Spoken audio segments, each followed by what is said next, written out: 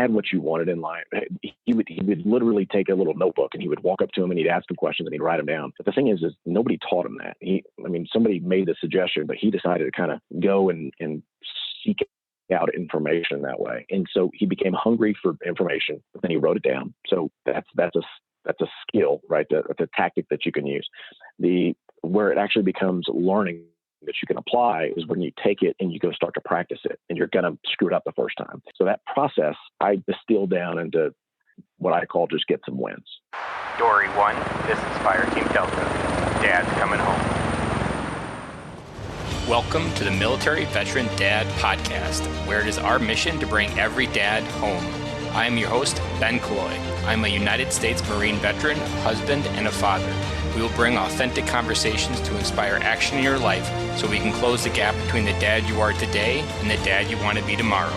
This is the Military Veteran Dad Podcast. Welcome back to episode 71 of Military Veteran Dad. The world continues to be changing. The world continues to redefine what normal looks like. And if you are spending the time listening to this podcast, I hope that your heart is beginning to feel hungry for change, because what I have been going through these last few months, and if you've been listening to the podcast, you know that I've been taking some of the biggest risks, some of the biggest goals to really try to grow through coronavirus and get to a better place on the other side of this. How can I better prepare myself physically, mentally, and emotionally to make sure that I am ready to create the next opportunity to move my life forward when we define whatever the new normal looks like. Today, we have Stephen Cologne.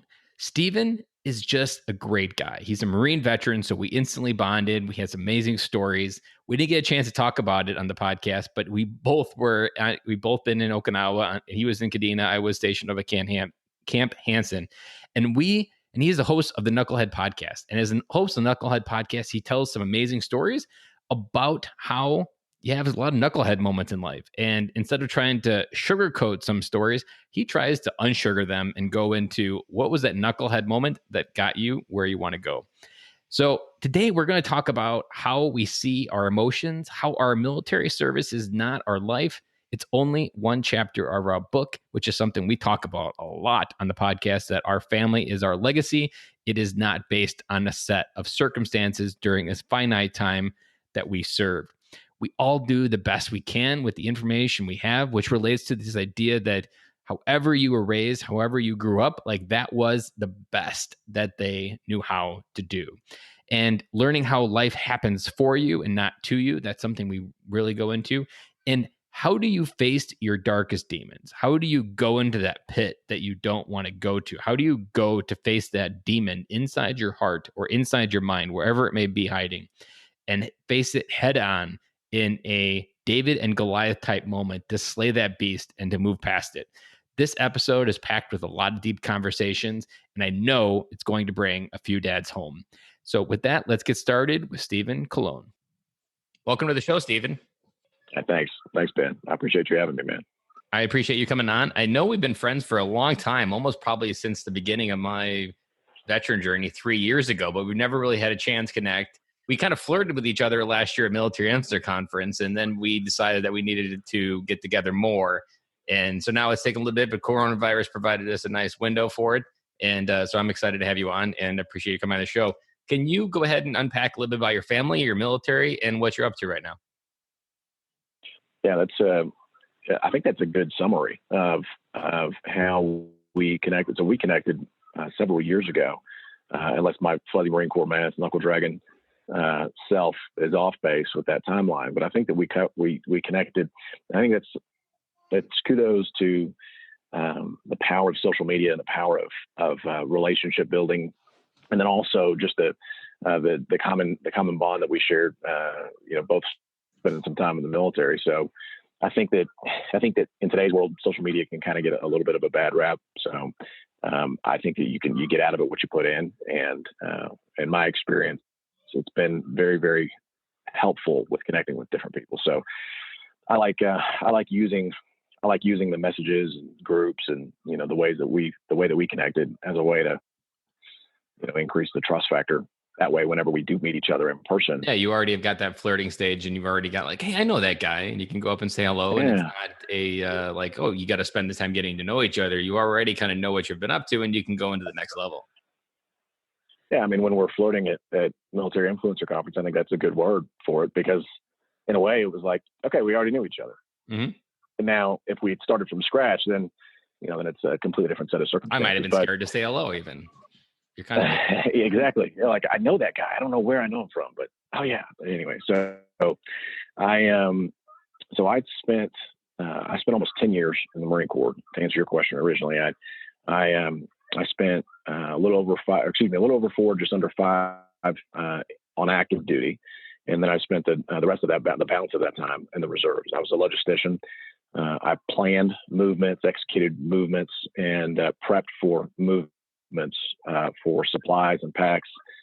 Packs is just a military word for saying personnel. And we did that through port operations. We did that through what were called ad bags, airfield arrival and departure control groups.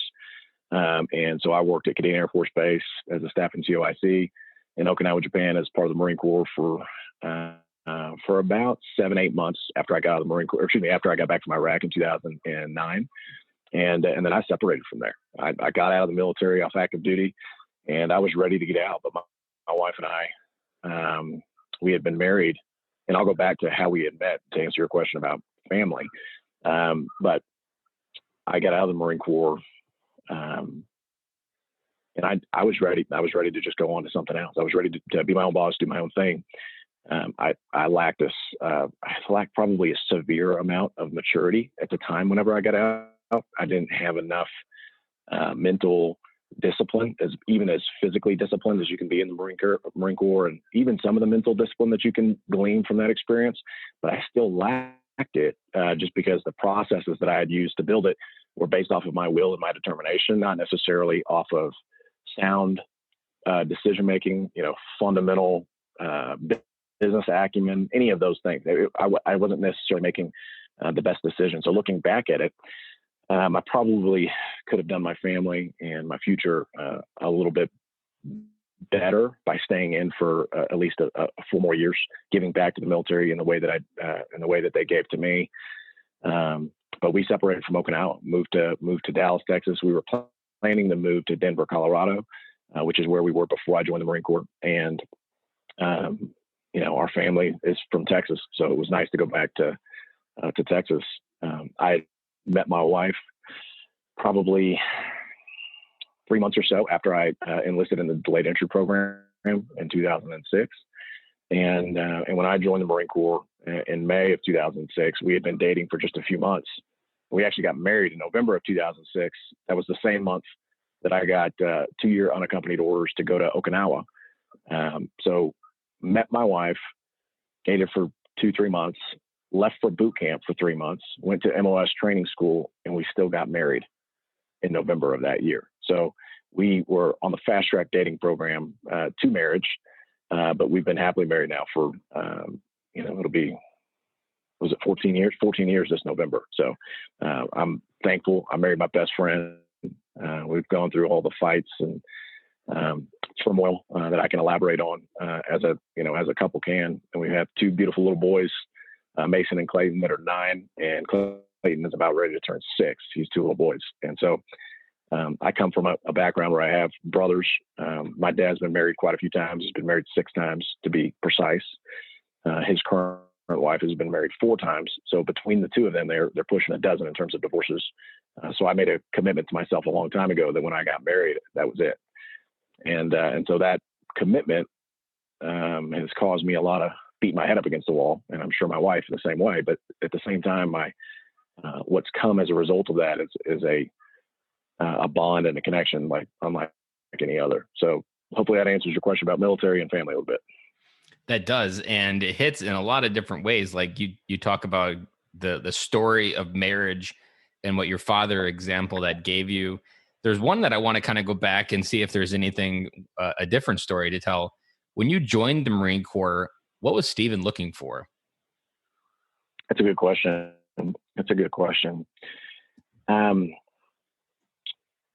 so up until that point, my dad, the gentleman I was just talking about before, he's still my dad. He did the best he could with what he had, but at some point you gotta understand it's your responsibility. It's your life. It's your, irregardless of what had happened to you in the past. I don't know if Ben, do you ever use the Clifton Strengths Finders? Have you ever gone through that exercise before? Or I don't think so. Read the books? I've heard about the book. Well, the only reason why it's a good book. It's owned by a company called Gallup now, but the Clifton Strengths Finders does a really good job of categorizing what your strengths are. And the only reason I'm providing that as context here is, as the way that my strengths are aligned, I have a tendency to look back at the past. And when I look back at the past, it helps to inform the future. So, future-oriented decisions are informed by what has happened as a result of the past. So what that means is, because I was immature in some of my decision-making and because I hadn't necessarily made the best quality decisions, I got stuck in the past a lot. And so whenever I joined the Marine Corps, I was at a mindset where, I felt like I was a little bit of a victim. I didn't think it was fair that my dad left when I was 15 years old, and I had been kind of making applesauce out of apples. At that point, I worked construction, moved in with a buddy of mine, sold mortgages at Wells Fargo. I'd done what I could to kind of pick myself up by the bootstraps, but I always felt like I was slighted a little bit. And, that was just an immature look and perspective at what my circumstances were. And so I needed to prove to myself a little bit that I could handle difficult circumstances, hard, decisions, which is kind of what the Marine Corps sets you up for. Because the Marine Corps is kind of perfected taking this undisciplined, wet behind the ears teenager was used to having their mom making their bed the day or the week before, but is now, responsible for millions and millions of dollars worth of government, either inventory or, weapons or that type of thing. So that process I needed to go through to prove to myself that I was capable of it. It's not that I didn't know that I was capable of it before. I played college football. I was married. I was a male. I was an adult, on the outside. On the inside, I was a scared little kid. And I was a kind of a punk. And so it came across as, immature and always kind of looking for ways to slip through the cracks. And, in my opinion, I didn't really like myself very much either. So a lot of those things and I use it the bravado and ego to try to keep people at distance and keep people at bay. And I could use sarcasm as a way to kind of draw them in. And, they were always kind of like wondering what in the heck was going on. So the Marine Corps was an opportunity for me to kind of iron some of those, those rough edges out. And I had a lot of rough edges to work through. And thank God my wife stuck with me through that entire time. But, that was just an example of what I was looking for when I joined. I think you hit on a couple different things there, that there's something that Tony Robbins talks about a lot, that the emotions that you feel in your life, your brain only has the previous experience with that emotion to interpret its current feeling related to it. And that's the trap. When you use the past, which is the only interpretation of anything you have for forward, your brain, if you had a similar feeling when your dad left, every time someone leaves in your life, there's going to be some little thread that connects back to that core memory or that interpretation. And it takes a lot of effort to rewire those emotions, to even just be aware of it, that like, wow, I just felt something, but it's not really real. It's being related to something that I've already grown past, I've already moved past, but yet my brain keeps pulling you back towards it. And the Marine Corps, it does take those rough edges and move through. But similar to me, like I joined as the least likely to join the Marine Corps. I could barely run the mile. I could barely get that 3 pull-ups. Like I was dangerously worried about getting that 3 pull-ups when you get to boot camp and they give you that first test. Like that was my biggest fear. I was like, I'm not a person that can do pull-ups. I probably never did a pull-up my entire life until I met the Marine Corps recruiter. Well, maybe I did during the physical fitness test, but I don't think I actually did any. I think I always never did. I always did 0. And so me, it was like taking the hardest road I've ever taken in my life and trying to grow through it, but really almost through it. And I think it's probably similar to you. It didn't like completely transform you. It just left a lot of seeds that later in life you started watering. because like for leadership was something, a seed that it would left, and I found little threads towards it, but it wasn't until 10 years later that I found that passion, because something I liked in the Marine Corps was taking Marines that others had given up on and try to help pull that Marine out that they can't see themselves. But that wasn't until 10 years later that I recognized that desire or that skill that I had honed in the Marine Corps, and I just let go dormant. So, and I think this is a little bit because you still got out and you still had a lot of rough edges, but you had all these core seeds planted that now you've grown and you've moved past. But it's not a one magic pill. That's something that it can be, but you really have to be almost ready to say goodbye to what you're letting go. And there's a lot of people that talk about military transition after service, and I'm a big person that likes to talk about not necessarily that transition, but in order to figure out who you are without the uniform, you really need to go back to who you were when you put the uniform on. It's something that's not talked about enough. And it's the reason why I went there with you, because there is a lot of information in that person who you were before and what you wanted in life that you then can use on the other side to pick up the pieces. Like assume that the Marine Corps gave you everything in your life for the next 50 years is wrong. You really have to go to the before, look at what you've honed after, and then start moving forward. Well, the common denominator, and I think that you did a really good job of unpacking, a credible source of information with Tony Robbins. When they talk about a credible source of information, I'm talking about his perspective, on identifying sources of power or conviction, or identifying a framework that allows for people to actually analyze your emotions and how you process them. All things that if you don't feel like you need help, you won't see as valid. You won't see as whether or not it's applicable or not. And so I think that the result, that the outcomes of a perspective like what you're talking about will be fundamentally different depending upon the level of responsibility that you take for those decisions. So I think that to your point, let's give an attaboy to those folks who are deciding to go to the military as a source of potentially helping to orient or straighten out their life, so to speak, or if their life is already straightened out, to take their life to another level. Because I think the willingness to do that, if you look at the numbers and statistics in the past kind of informs the future, the number of people that actually go and do that, go to service is very, very low relative to the population at large. And so it's an attaboy. However, it's simply just an opportunity, just like anything else that's out there, just like the people who are listening to this podcast. Your job that you're fortunate enough to have to go out and create an income right now, or your business that you've taken the responsibility to go out there and perform a high quality product or service in the marketplace for people to part with their hard-earned dollars to give to you as a business to feed your family and your employees' families.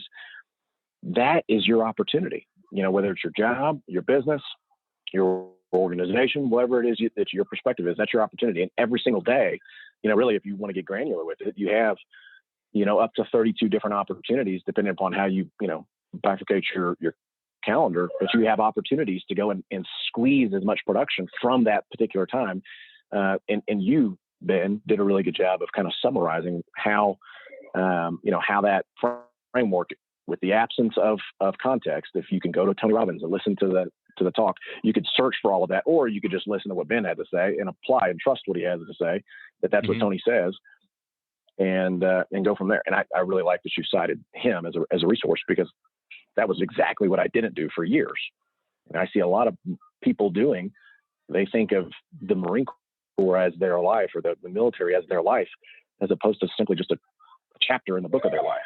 Yeah, and that's where a lot of, I think, especially from Marines, because it literally is an identity that never leaves you. I mean, the whole thing of being a Marine is once a Marine, always a Marine. And I think there's the crutch of what most Marines or anybody in the service, it can apply to all of them, even if without the Marine Corps, always Marine, that if you go into the Marine Corps searching who you are and you're afraid of what you find, the Marine Corps easily applies one for you, and that identity becomes who you are. And there was a wife of a Marine that killed himself, and he took his own life essentially because he lost his identity, and his was stripped from him. He was medically discharged from the Marine Corps, so it wasn't even under willful terms. And he created the Marine Corps as this like alter persona of himself, but he never really acknowledged the other version.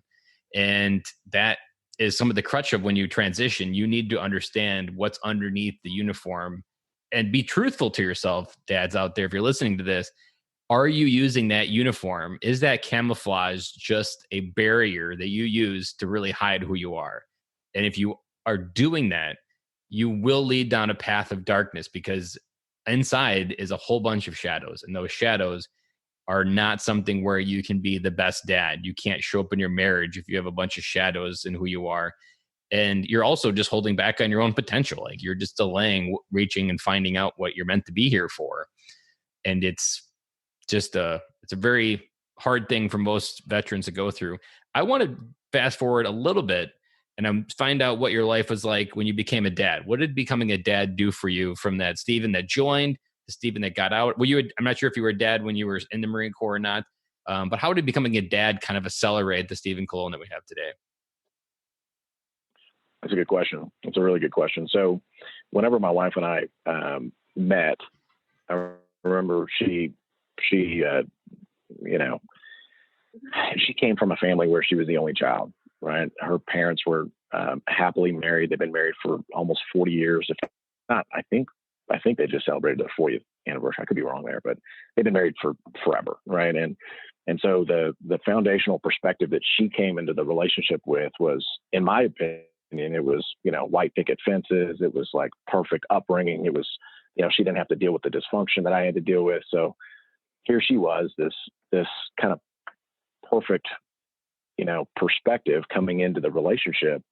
In my opinion, not realizing or giving credence to the fact that everybody's got their own set of challenges that they have to deal with. Excuse me, but we had talked about having a family whenever we were dating, in the short amount of time that we were dating before we got married. And we even talked about, having kids while we were in the military. I mean, it was kind of odd that we didn't have kids whenever we were in. You spend time in the Marine Corps, there's 20-year-old Lance Corporals with 4 kids, by the time that they are halfway through their first enlistment. And they're kind of forced, that they don't think creatively, to have to stay in, because they're dependent upon a lot of the intangibles the foundational things that the military kind of takes care of for you. It gives you a kind of a fighting chance to go and go win in life. So anyway, I say all that to say that we did not have Mason, our oldest, until I was completely out of the Marine Corps. That's Mason right behind me. For those of you who are watching this, for those of you who are listening, I am now a school teacher of a 3rd grader and a kindergartner, because coronavirus has forced every one of us to be a school teacher, with the exception of Ben's wife. That's what she does as a profession. Mason was born in 2011, and I separated from active duty in 2010, and then I joined the reserves at the tail end of 2011. So I was out essentially whenever he was born, but then I went right back in and was a dad in the reserves, running a small business. We were on the first part of our marriage. So we were having kids, the income associated with being an entrepreneur, running a small business at that time. So it was a very tumultuous start to being a dad.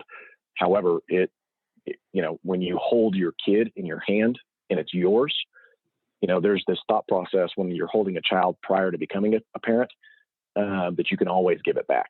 Right. And there's an instruction manual, so to speak, whenever you're holding that kid that's not your own. That instruction manual is that kid's parents. You just ask the kid's parents, how do I do this? Because they're the source of the information. Well, now when that's all you, I remember not wanting to change diapers. I remember being scared out of my mind to deal with him crying and freaking out, because it gave me anxiety about, having to do those things. But I always had this tendency to lean into doing those things in spite of me feeling that way, because I just ran through them like it was a brick wall.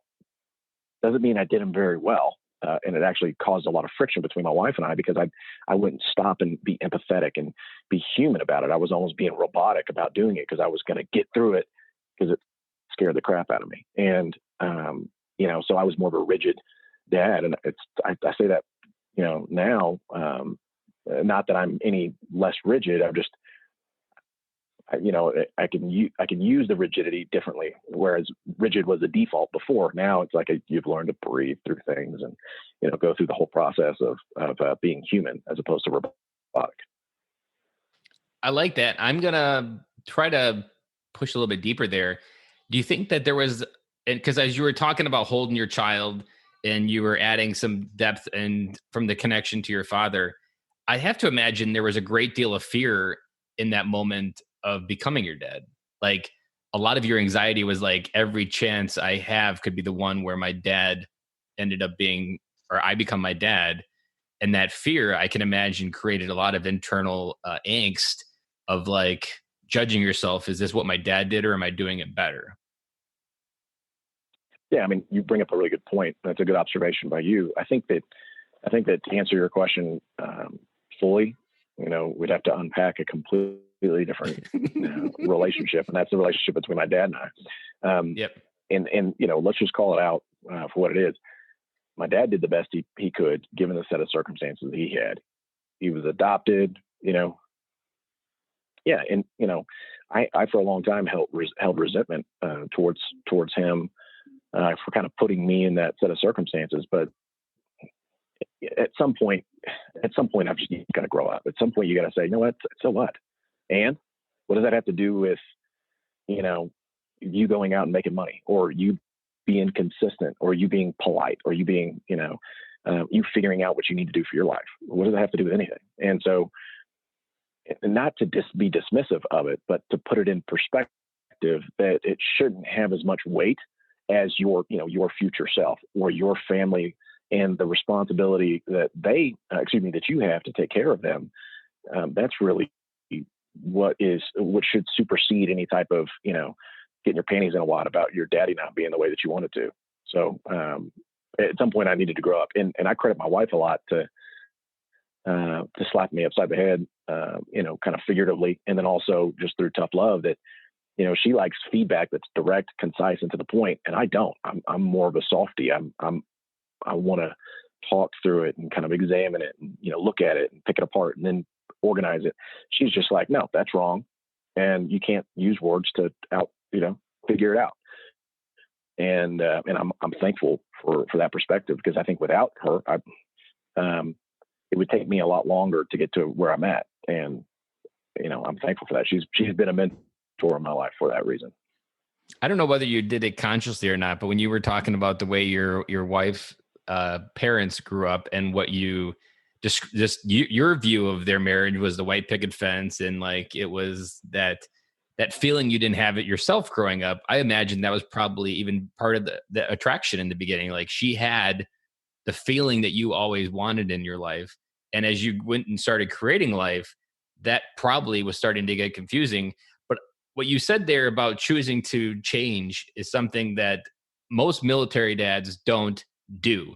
And you could take whether it be a rough childhood, a losing a friend in Iraq, or almost dying yourself.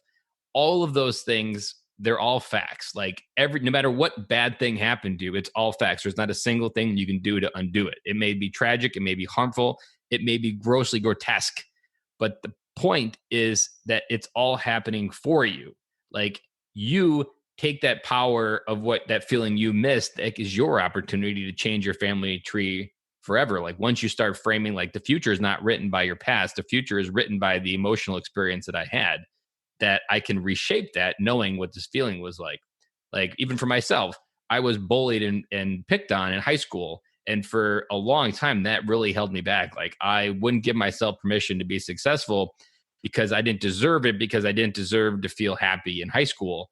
But I was doing a self reflection exercise, and I wrote something very profound to me, which kind of helped reframe this, that early in life, people pushed me down so that later in life, I could pull people up.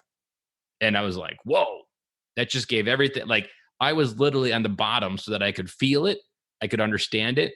And now I can connect with someone in that moment 10 times faster. I can see it on their face. And now I'm using it for me. And that's and even as a military dad, like this is something I really love about military dad. we have a depth and a view that 7% of the population even comes close to. And if we can gift the wisdom that we learn sometimes in 10 minutes, in what normally takes an entire lifetime, to our kids, we can create some disciplined, resilient, and just well-rounded adults. Like even just exposing them to international travel like we did as military folks, like that makes them a more rounded individual. And the more rounded individual, the more depth they have to the world, the better chances they have to go out and help change it. And that's the power of military dad. And like when you tap into all the things that happen to you, that's your potential as you go out into the world and step into your kid's life and help them figure out who they are and how they fit into it. Yeah, I mean, what is the best way, in your opinion, Ben, to see what's on the inside of somebody? I think for me, the best way to see what's on the inside is kind of just reflect and focus on, like, almost start at the worst moment. Maybe I think going to the worst, because I think anything less than the worst is just kind of like surface level.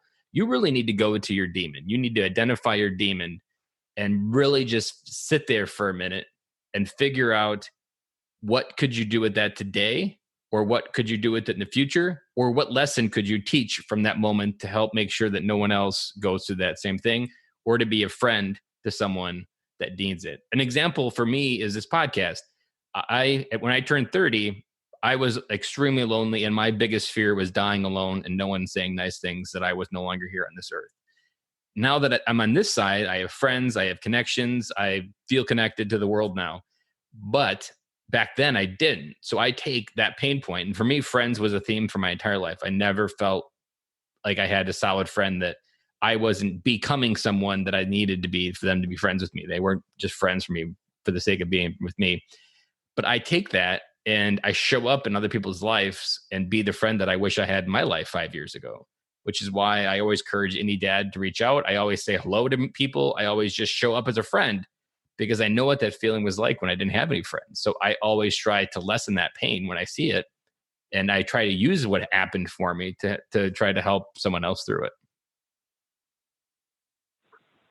Yeah, that's interesting. I mean, going to face that demon, to use your words, is not an easy process, right? So it takes somebody either incredibly resilient or capable, or being mentored by somebody who's incredibly capable, in order to actually go through that process to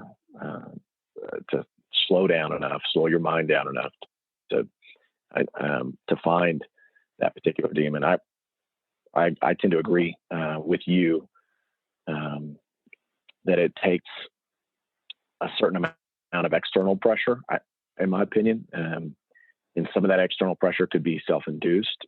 Some of that external pressure could be a boss holding you accountable. It could be your future goals. But that external pressure, in my opinion, is the magic that forces whatever is dysfunctional on the inside to be dealt with and squeezed out, or it's going to stay there and you're going to be disappointed over and over and over again until you deal with it.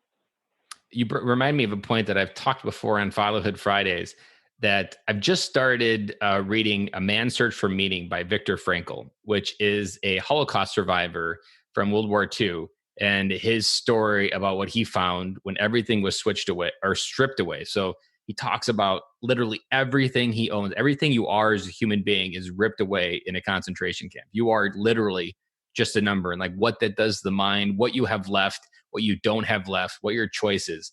And it was like on page 35, I think, and it hit me really hard, that even when you are stripped away as a man, the one thing that you still have within your soul and capacity to do is to bring love into the world. And this is something that military dads I think generally are scared of, because love is a very strong feeling to receive it and to give it.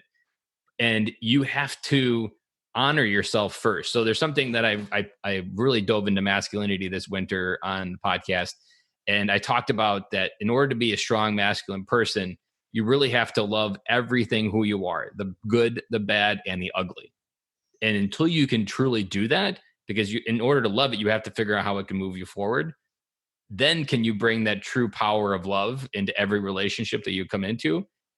But until you really do that, the good, the bad, the ugly, there is still going to be that one conversation that triggers you into a defense where you, instead of leading with love, you lead with protection or anger, or just maybe you run.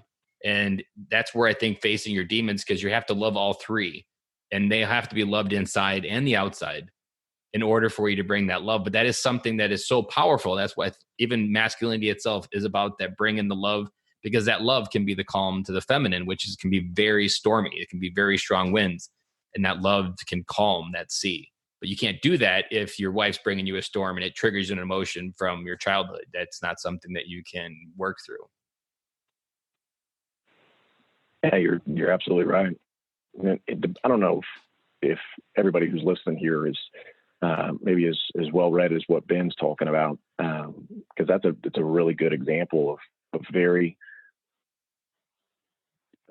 credible sources of information when it comes to providing frameworks for you to make high quality decisions. That's a powerful story. I like Stephen Otterburn's book Wild at Heart about being able to fan that flame that that allows that kind of that inner, I don't want to call it warrior because it's not the right word, but just being able to go beyond what you felt like you were capable of. The inner strength that you Sure. are more than what you feel, and you're more than what you believe are. Like, your heart is capable of giving 10 times more than you believe, but it's your fear that you're going to run out. Maybe if you never felt loved growing up, you're going to withhold love, probably because you feel like it's a scarcity, like money almost. But again, it's when you run into someone that has all of this like fine tune, you feel it because it just radiates from their body. And that's the cool part, that when you dive into this, and it took me a long time. Like, I have been in the self-help journey for almost 5 years now. So, and masculinity was always one of those that was really holding me back.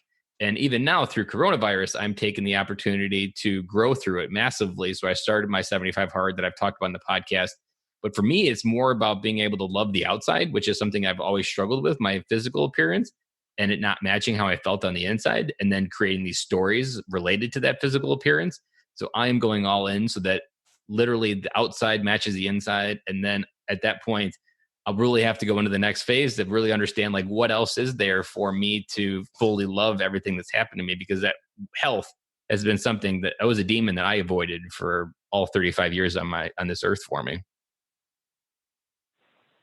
And you find that quite a bit with military folks or veterans, for that matter. There's a dysfunction that gets medicated, and the substance that they choose to medicate in some cases doesn't necessarily produce the outcomes that we're looking for. Alcohol for me was one of those. I struggled with consumption challenges for years, and it wasn't just alcohol; it was food. It was not being, so if it was a difficult assignment or a difficult port operation that we had to execute against, or if I was trying to earn a spot on the football team, going back to my playing days in college, there was really, really difficult things that you had to accomplish. And it was those hard things to do, almost the default is you go back to over consuming something to distract you from being productive in that moment. And really, when discipline is what's needed, you go take the path of least resistance and overconsume. And conveniently, people talk about how that's a sickness. And I think that, let's call that what it is. There might be, it might look like sickness, but you still have a choice. And even if there's some type of, example of somebody who's like, no, you don't get it. I've got a chemical imbalance, or you don't get it. I've got that's all fine and dandy, but that's for a period of time. And it's been scientifically proven to show that even survivors of something as traumatic as sexual assault, over time, that becomes less and less traumatic just over time. Now, if you start to expedite that process to recovery by going and getting support, first of all, that person decided to make a conscious decision to go and fix things in their life that was causing that dysfunction. And that was a conscious choice. And so, the only reason why I am where I am today is because it's been, I've been having a mirror shoved in front of my face so many times to show and reveal, the ugly things that I didn't like about the decisions I was making. And therefore, I didn't like the outcomes that I was producing. And that cycle will catch you feeling sorry for yourself. This victimhood, it's a vicious cycle that you still have a choice on how you want to process it and if you want it to change. There's an equation that I've heard repeated. It's not mine, but it's called E plus R equals O. That and there's only one variable that you can control. That events happen, just like Corona, losing a job. All that they are events, and the outcome is the outcome. But the R, which is your response to everything that's happened. And there was a quote in the Man's Search for Meaning that really, it was like right in the beginning. And it was essentially that still is one of man's only freedoms that can't be stripped away. Your ability to choose how to respond to the situation happening to. And for him, it was, you think about the concentration camps and the situations that he was through. And the book just takes you right there into the thick of the emotions of what he was going through. And you can hear it in his words of how he was choosing to respond and how others choose to respond, and that how that led to them to begin to start dying or to start falling apart. And that R is so critical. That life happens to so many, and some people get dealt a bad deck, but it's all about how you take that bad hand and turn it into a flush. And even like if you look at some of the most successful people, Oprah is a classic one, Tony Robbins, all of them come from something very traumatic. And so when you realize that it's almost like the harder life is in the beginning, the more propellant you have to go faster. And so that's when you really need to go towards those demons, because that is your propellant. And there's this Friday when I'm recording this, there's a Frozen episode that I did on my podcast where I diagnose Frozen. I dissect it in the view of a veteran, the whole Frozen franchise, 1 and 2. And she scared that her biggest demon was her power, and she feared it. And everything that came out of it was very frightening ice structures. But it was only when she embraced her fear that it became beautiful. And that's why I picked the demons when you asked where to go, because the biggest, greatest fear you fear in life is going to be the thing that's going to create the most beauty. But that's not the normal conversation we had. Well, Stephen, I have definitely liked this interview, and it definitely wasn't where I was thinking it was going to go, but I liked where we took it. And so as we wrap up today, I really want to thank you for your time. Also ask, what is one parting piece of advice that you want to leave for military dads, from your perspective of having a 9-year-old and a 6-year-old and boys, and that there's one nugget that you want to make sure that dads get out there, what would that be? That's a good question. Well, I appreciate you taking some time and being patient with, the process of me dialing in. The audio side of the house was a little bit of a user challenge on this side. So to answer your question, when I deployed to Iraq in 2008, I had a first sergeant at the time. He was a Lance Corporal when he was a PFC. He had talked about going and finding people who had what you wanted in life. He would literally take a little notebook and he would walk up to him and he'd ask him questions and he'd write them down. But the thing is nobody taught him that. Somebody made the suggestion, but he decided to kind of go and seek out information that way. And so he became hungry for information, but then he wrote it down. So that's a skill, right? That's a tactic that you can use. Where it actually becomes learning that you can apply is when you take it and you go start to practice it, and you're going to screw it up the first time. So that process I distilled down into what I call just get some wins, and what I call don't be beta. It's just a kind of a tongue-in-cheek way of saying, if you want something to happen in your life, you need to reach down into yourself, and there's a little alpha inside there, and yank it out and really pull it out. Now that process isn't going to necessarily be that simple, which is why we say get some wins. You got to start the process with setting a small goal so you can accomplish that goal and develop the confidence and the inertia that's necessary in order to get up to the bigger things. If you're going to be a dad, my suggestion is you recognize as a male that if you're going to take it upon yourself to go be gratified by chasing after a woman and, doing all the things that we want to have happen as guys, that you understand the consequences of that action will produce offspring. So unless you're willing to accept the responsibility of raising that offspring, and if you don't like something going on in the world, realizing that your lack of responsibility for that offspring will produce the outcome that you don't like, as opposed to you, affecting the 3 feet around you, which is your children, and you putting your morals, ethics, and values, and you making a conscious decision that your children will be a certain way, not that you will force them to be a certain way, that you will promote those principles and values that are well thought out and respectful children. It's only because you made a conscious decision to do that. So my encouragement is to we'll begin with the end in mind. Just realize that you are going to produce offspring that will make decisions that will either make the world a better place or they'll make it what you don't like about it. And it's up to you. I like that. And I could wrap it up and say, like, the amount of responsibility that you're accepting for your life is directly proportional to the quality and also the amount of opportunity you feel in your life. Because no one's going to care as much. And this is a lesson I've had to learn the hard way. No one's going to care about your future any more than you. And so if you are hungry for something, the only person that's going to help make that happen is you.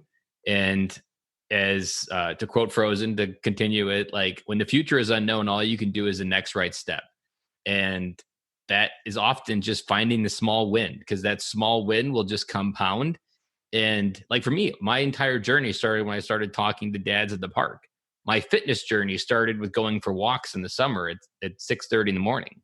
And then it added, my daughter used to go with me. And that was a very special time for us that I still remember today.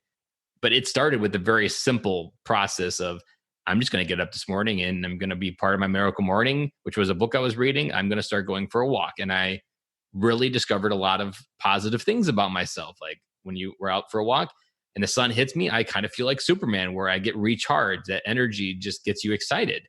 But I had to go through that feeling to feel that win.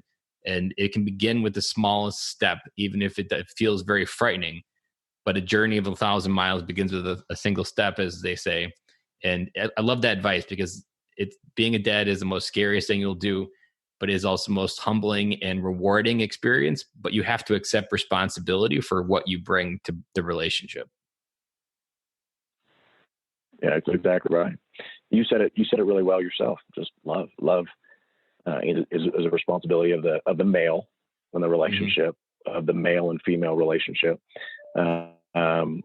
Depending upon your belief system, the male's responsibility is to bring that and insert that, which is why the relationship becomes so special.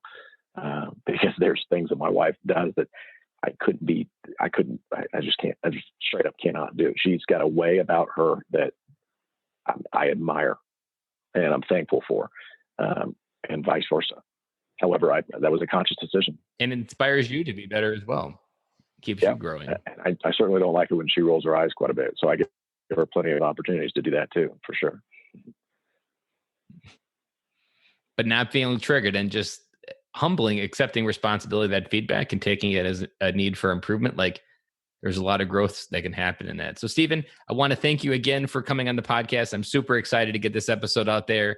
And I am 200% positive that we did some major advice here today and had some big conversations that will help a few dads come home to their marriage and their family. Very cool, man. Absolutely. I appreciate it, Ben. Thank you.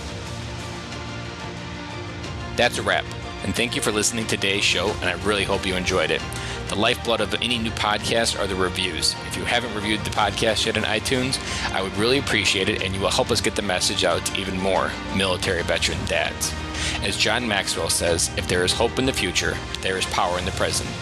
Dads, it's time to come home.